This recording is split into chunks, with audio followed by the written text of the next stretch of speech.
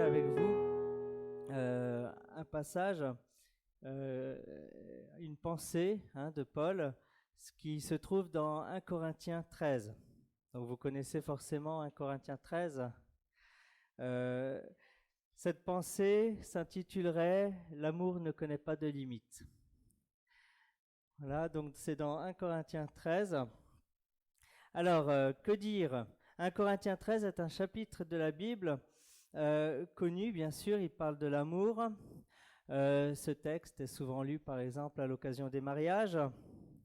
Il a été aussi mis en musique plusieurs fois. C'est un très beau texte qui parle beaucoup.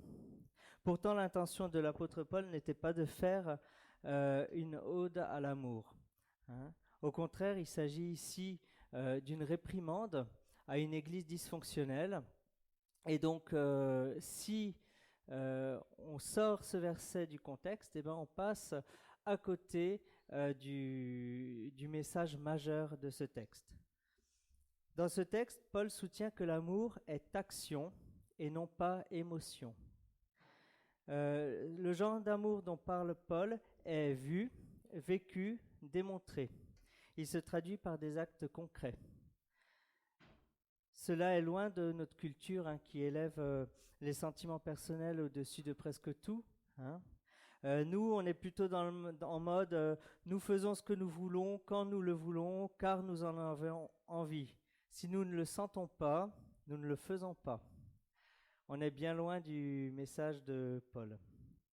L'absence à toute référence aux sentiments personnels est frappante dans le texte de 1 Corinthiens 13. Et ce texte nous indique comment Dieu veut que l'on vive l'amour en Église. Voilà. C'est vrai que ce texte est un enseignement pour chacun d'entre nous. Et je dois le dire, je suis le premier à être pris par ce texte. Je suis le premier à avoir bien des manques par rapport à ce que nous enseigne ce texte. Le premier point que l'on peut aborder, c'est que l'amour est plus grand que tout don spirituel. Donc si tu veux bien afficher, Matthieu, le passage, les versets 1 à 3, on lit, donc c'est en version Semeur là, « En effet, si je parlais les langues des hommes et même celles des anges, mais sans avoir l'amour, je ne serais rien de plus qu'une trompette claironnante ou une cymbale bruyante. Si j'avais des prophéties, si je connaissais tous les secrets et si je possédais toute la connaissance, si j'avais même dans toute sa plénitude la foi jusqu'à transporter les montagnes, sans l'amour, je ne serais rien. Si même je sacrifiais tous mes biens et jusqu'à ma vie pour aider les autres, au point de pouvoir m'en vanter, sans l'amour, cela ne servirait de rien. » Voilà.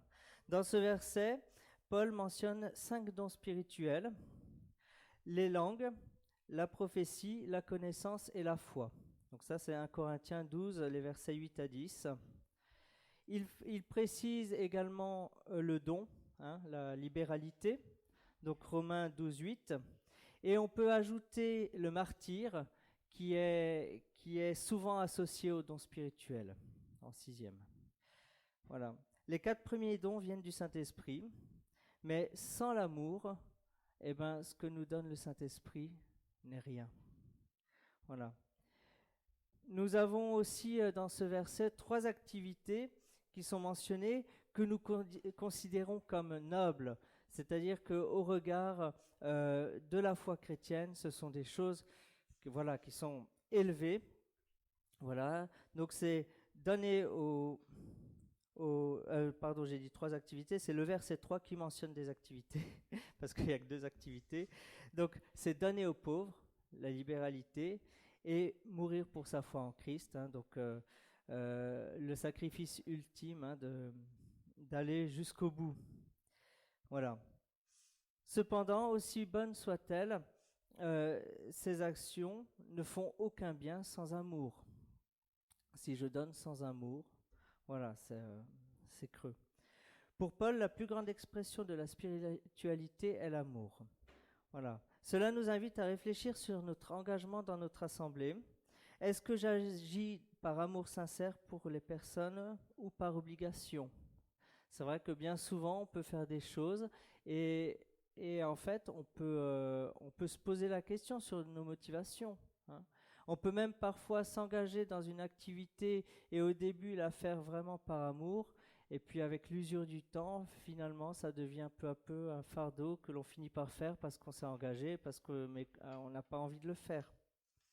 Voilà. Pourquoi je sers? Pour les actions, pour la satisfaction que j'en retire, pour la mise en valeur que j'obtiens, hein. On peut se poser la question. Personne ne peut se vanter d'avoir des motifs purs, hein.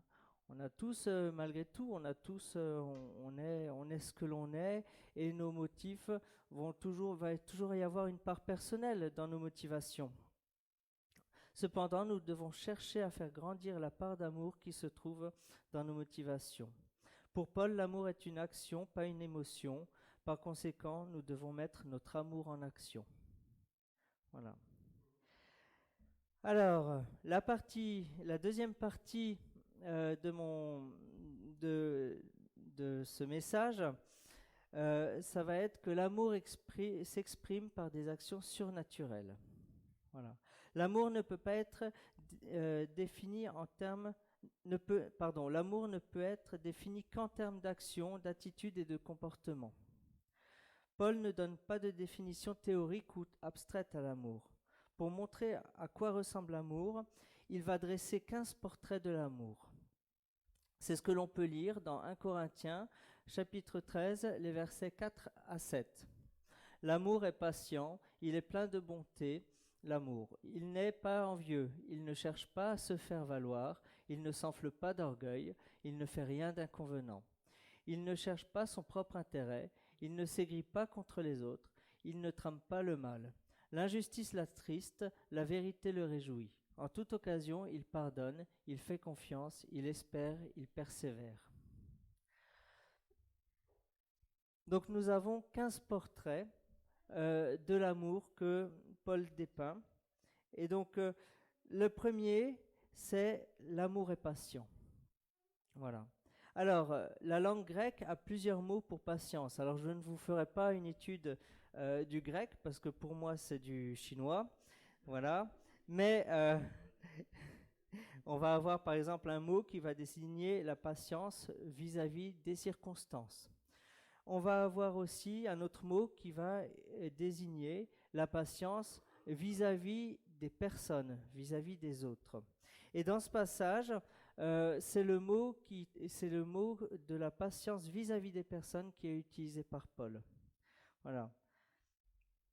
Le Seigneur sait que l'on a besoin des deux types de patience, hein, aussi bien vis-à-vis des circonstances que vis-à-vis des personnes. Mais là, vraiment, c'est la patience vis-à-vis des autres, vis-à-vis des frères et sœurs, qui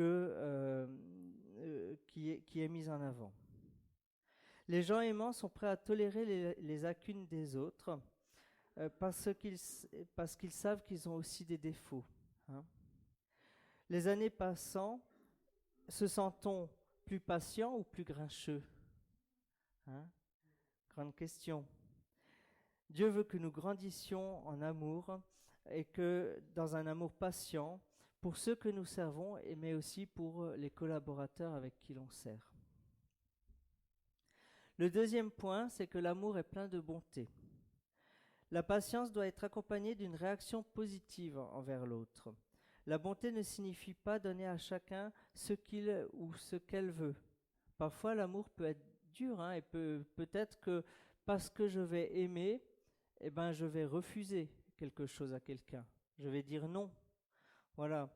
Mais la bonté, c'est de retenir ce qui nuit et de donner ce qui guérit, hein. La bonté, c'est de faire tout pour tout ce qui est bon pour l'autre. Le Larousse définit la bonté ainsi: disposition de quelqu'un à être bienveillant, compatissant, charitable. Voilà, la bienveillance. La bienveillance est une caractéristique vraiment qui marche de pair avec l'amour, hein. La bienveillance. Est-ce que nous sommes toujours bienveillants? Alors moi, pas toujours, hein, c'est sûr, mais voilà. Paul a suivi les deux expressions positives de l'amour avec 8 portraits qui indiquent comment l'amour ne se comporte pas. Alors, donc ça fait le troisième portrait. Déjà, l'amour n'est pas envieux. Le jaloux est mécontent du succès des autres. Pourtant, le véritable amour désire le succès de son prochain. Voilà, si on aime vraiment quelqu'un, on va être content de sa réussite. Voilà. La meilleure façon de guérir d'ailleurs de l'envie, de la jalousie, c'est de prier sincèrement pour la personne dont on est jaloux. Là, c'est sûr que ça va nous guérir. Prier pour elle, c'est démontrer notre amour. L'amour et la jalousie ne devraient pas coexister dans le même cœur. Le quatrième portrait, c'est l'amour ne se vante pas. Alors, l'amour n'a pas la grosse tête, mais a un grand cœur. Plus nous grandissons dans l'amour, moins nous devrions nous vanter. Plus nos dons spirituels sont grands, et moins nous devrions nous vanter. Voilà. Après tout, les dons sont gracieusement offerts par Dieu. Un don spirituel ne se mérite pas. C'est un don de Dieu. Voilà. Se vanter ne démontre qu'une chose, c'est l'insécurité et l'immaturité spirituelle dans laquelle on se trouve finalement. Suivons Christ et son exemple afin d'être humbles devant lui et devant les autres. Alors bien sûr, c'est très facile à faire. J'ai bien conscience que ce n'est pas toujours évident à vivre, mais Paul désire vraiment, dans sa lettre, que les Corinthiens puissent aller de progrès en progrès. Et cette lettre aussi nous invite à aller de progrès en progrès. Le portrait numéro 5, l'amour ne s'enfle pas d'orgueil. Alors cela va un peu plus loin que de se vanter. Les orgueilleux se poussent en avant. Ils essayent à tout prix de passer devant.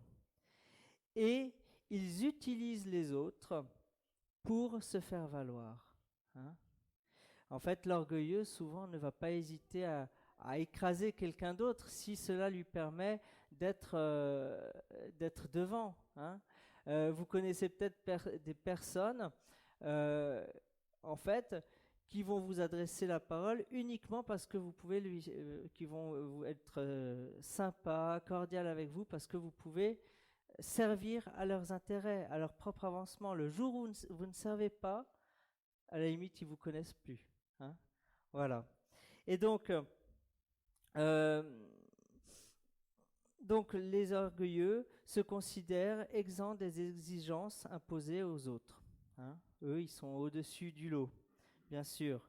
L'orgueilleux manque de respect pour les autres et les méprise. Au contraire, Dieu nous appelle à servir les autres et à être plein de grâce envers eux. Dieu nous appelle à être exactement l'inverse. L'amour n'agit pas, donc portrait numéro 6, l'amour n'agit pas de manière inconcevante. Voilà, le mot peut être mieux traduit par le terme grossier. Parfois, certains chrétiens semblent prendre plaisir à être brutaux et ils se justifient en se disant honnêtes. Mais l'amour ne dit pas toujours tout ce qui est. C'est vrai que parfois, c'est bien de réfléchir avant d'ouvrir la bouche. Il ne verbalise pas toujours toutes ses pensées, en particulier si celles-ci ne sont pas édifiantes. Il y a une gentillesse dans l'amour qui n'oublie jamais que la courtoisie, le tact et la politesse sont de belles choses. Le portrait numéro 7, l'amour ne cherche pas son propre intérêt. Aimer est à l'opposé même d'insister sur ses propres droits. Alors inutile de dire que c'est une qualité de plus en plus rare de nos jours. Notre société non seulement tolère, mais glorifie la recherche de soi. Voilà. Mais une personne narcissique ou égocentrique n'agit pas par amour. L'amour n'est pas possessif, l'amour n'est pas exigeant, têtu ou dominant. L'amour n'insiste pas sur sa propre pensée. Il est toujours prêt à s'en remettre aux autres. Portrait numéro 8. L'amour ne s'irrite pas, ne s'irrite pas. Alors l'amour, on en parlait au début, n'est pas, pour Paul, l'amour est action et non pas émotion. Et donc l'amour n'est pas soumis à des explosions émotionnelles. Hein. La colère, etc., etc., ne traduisent pas l'amour. Il ne se laisse pas exaspérer par des petites contrariétés. Hein. On pourrait dire, mais oui, mais s'il m'a provoqué, c'est pas de ma faute. Voilà. Mais nous n'avons pas à nous irriter quand même. Et si nous vivons dans l'amour, nous ne nous irriterions pas. Alors, on connaît peut-être des personnes qui s'offusquent tellement rapidement qu'on évite de leur parler. Et si on doit leur parler, on va choisir les mots avec précaution, prendre les formes, faire bien attention à ce qu'on dit, parce que ces personnes-là, tout ce qu'on va dire, vont le retourner contre nous en mauvaises paroles. Voilà. Une personne comme ça n'a rien de l'amour. Hein. L'amour n'est pas susceptible.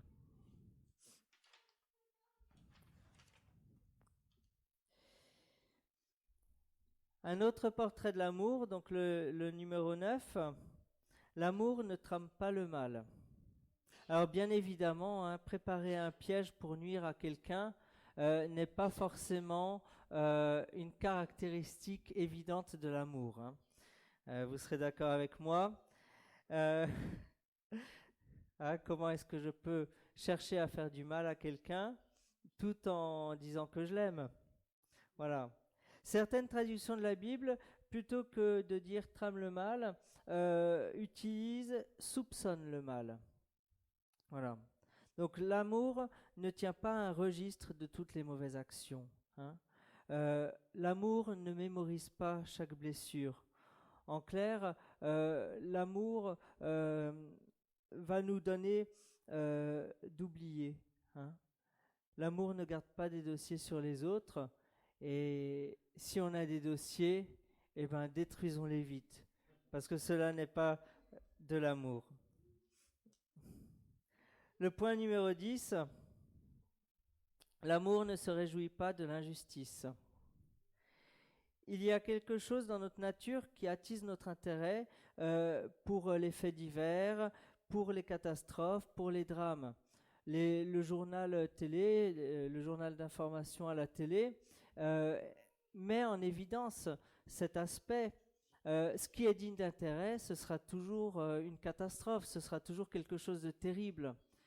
Et ça répond en fait parfaitement à notre nature. Moi, j'ai déjà vu des gens qui passent leur temps à chercher sur YouTube des catastrophes, qui sont attirés par ça. Et c'est vrai qu'on a cette tendance-là. Voilà. Donc l'amour ne prend pas de joie dans le mal d'aucune sorte. Hein. Voilà. Et une situation injuste, eh ben, ne peut pas nous satisfaire si nous avons l'amour. Voilà.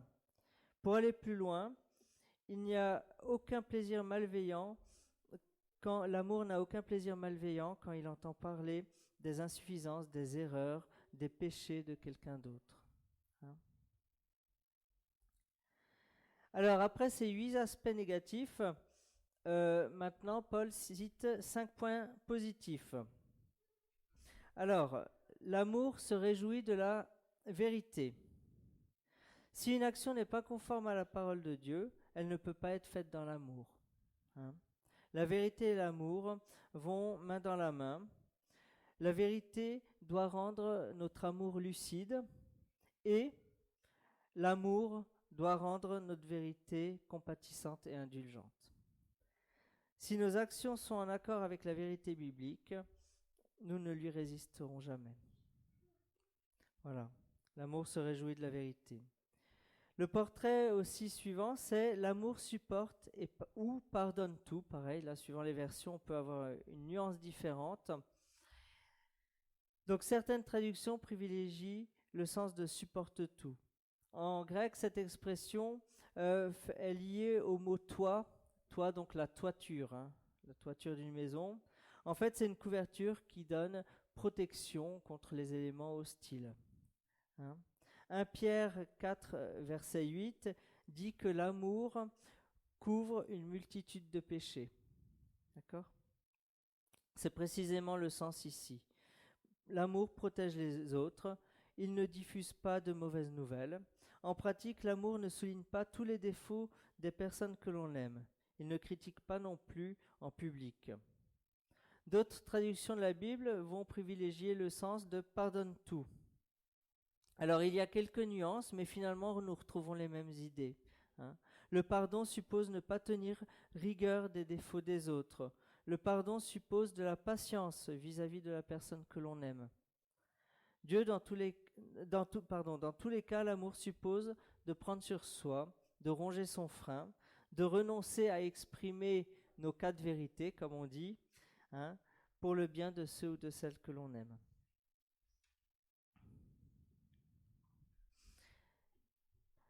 Le portrait suivant, ce sera « L'amour croit tout ». L'amour est toujours prêt à tenir compte des circonstances atténuantes, à donner à l'autre le bénéfice du doute. On peut être échaudé par des mauvaises expériences et avoir développé une certaine méfiance. Ça, c'est tout à fait possible. Nous sommes en permanence dans un équilibre où d'un côté nous avons la crédulité, et d'autre côté la suspicion et la méfiance.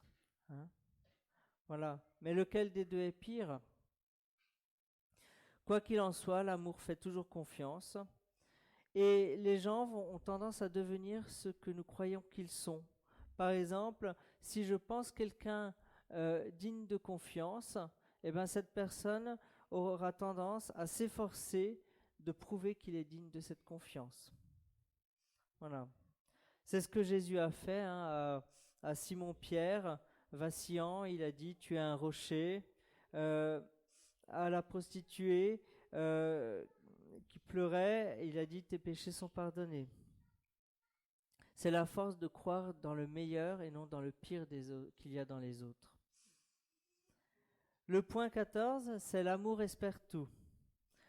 La vie oblige à faire face à des situations si difficiles que la foi n'est pas possible. On voudrait accorder le bénéfice du doute, mais les circonstances sont telles que ce n'est pas possible. L'amour, lui, porte un regard positif sur l'avenir.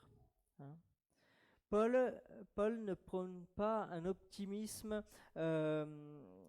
déraisonnable, déconnecté de la réalité. Il n'enseigne pas non plus le pouvoir de la pensée positive. Paul suggère que l'amour refuse de considérer l'échec comme définitif, que ce soit en moi ou en quelqu'un d'autre. Si le croyant peut adopter une telle attitude, c'est que Dieu s'occupe de produire des choses merveilleuses à partir des échecs humains. Espérer toujours ne signifie pas simplement s'asseoir pour regarder Dieu agir.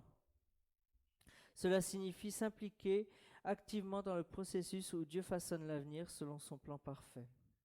L'amour espère et attend le meilleur. L'amour ne perd jamais la foi dans les autres.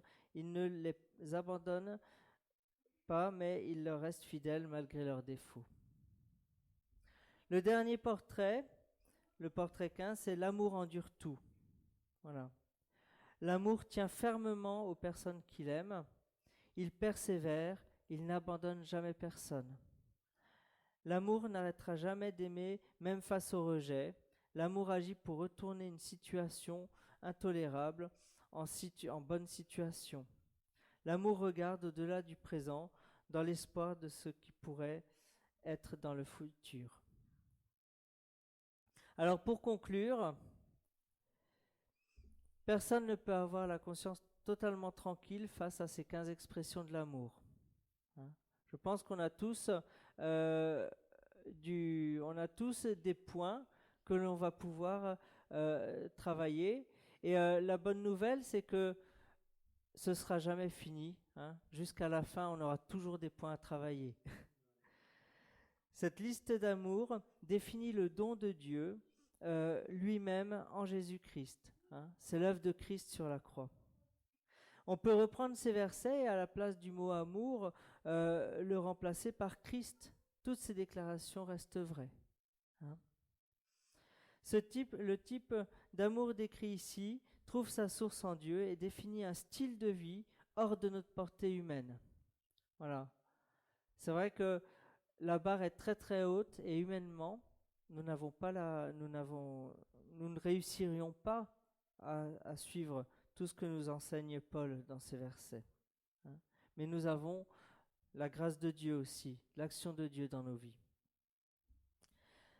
Alors, pour terminer, ma prière est, voilà, que cet amour soit en nous et qu'il puisse irradier en nous, et qu'il puisse être en nous et qu'il puisse irradier de nous. Voilà, c'est-à-dire toucher les personnes autour de nous. Voilà, qu'elles puissent ressentir l'amour de Dieu pour elles et au travers de nous. Voilà. Que le Seigneur vraiment vous bénisse et vous donne de marcher de progrès en progrès dans cet amour qui met dans nos cœurs et qui puisse vraiment, vraiment vous fortifier et vous donner de pouvoir être des témoins, de pouvoir toucher les gens aussi par cet amour surnaturel qui met en chacun d'entre nous. Vous connaissez bien ce texte, je pense qu'on le connaît toujours aussi bien. Un vaste programme. Je ne sais pas vous, mais moi je veux recevoir cette parole du Seigneur. Et je propose de prendre quelques instants de silence, au-delà du temps où on a juste entendu, ça ne puisse pas rester une lettre morte. Qu'est-ce que j'ai besoin, et je veux faire moi cette prière pour moi, mais qu'est-ce que j'ai besoin qu'il grandisse? Quel aspect positif doit grandir? Quel aspect négatif doit diminuer, partir? Prenons ces quelques instants pour parler chacun de notre cœur à Dieu, tout simplement.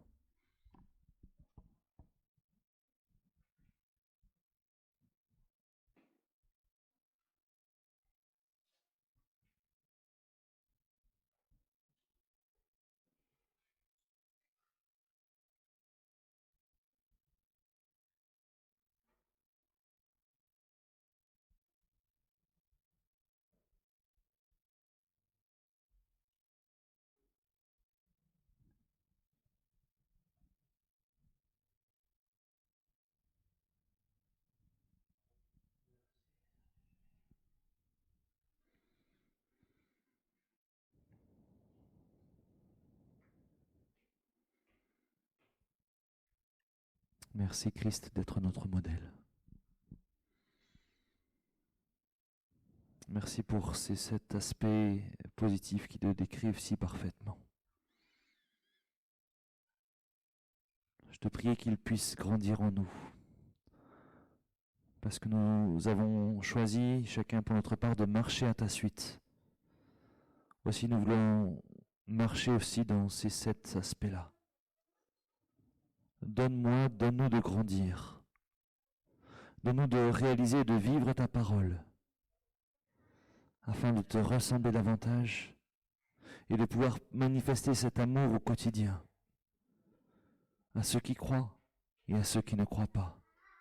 Afin que l'expression de cet amour puisse être, Seigneur, quelque chose qui attire à toi. Mais nous sommes aussi conscients qu'il y a ce vieux moi qui se débat. L'expression d'un amour qui n'est pas celui que tu souhaites, que tu désires, que tu démontres par ta vie et par ta parole, Seigneur. Et je te prie, Seigneur, que ces 8 aspects puissent commencer leur déclin. Là où nous en avons besoin. Et merci parce que tu te révèles à nous. Nous voulons avoir un cœur ouvert pour pouvoir être aussi travaillé et qu'il puisse, Seigneur, disparaître de notre vie. Seigneur, nous voulons que notre vie te glorifie.